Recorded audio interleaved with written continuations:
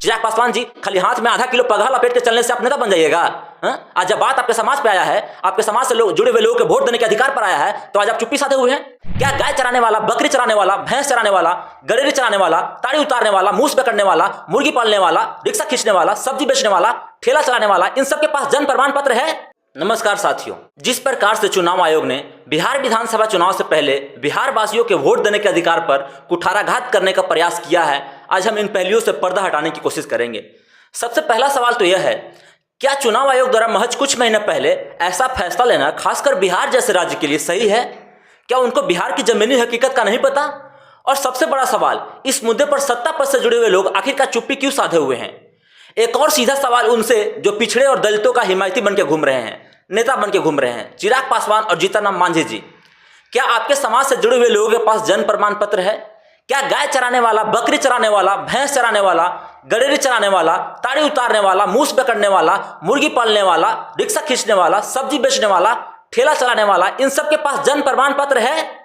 मैं तो कहता हूं 100 में से 95 के पास जन्म प्रमाण पत्र नहीं है। जीतनराम मांझी और चिराग पासवान जैसे लोग आखिर क्यों नहीं बोल रहे हैं? चिराग पासवान जी, खाली हाथ में आधा किलो पगहा लपेट के चलने से आप नेता बन जाइएगा? आज जब बात आपके समाज पे आया है, आपके समाज से जुड़े हुए लोगों के वोट देने के अधिकार पर आया है, तो आज आप चुप्पी साधे हुए हैं। देखिए, मुझे इसमें चुनाव आयोग द्वारा विपक्ष के खिलाफ एक बहुत बड़ा साजिश नजर आता है।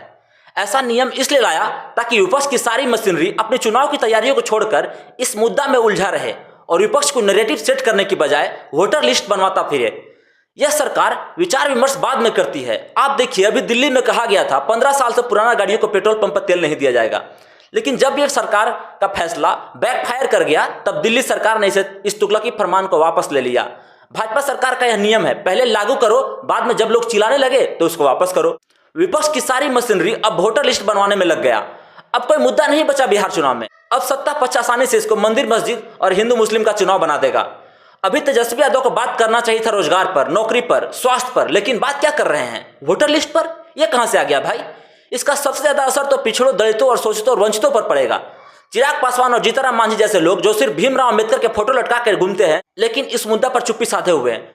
मैं गुजारिश करता हूं बिहार के शोषितों से, दलितों से, पिछड़ों से और वंचितों से, आप अपने नेता को पहचानिए जो आपके वोट देने के अधिकार के लिए लड़ रहा है। धन्यवाद। जय हिंद।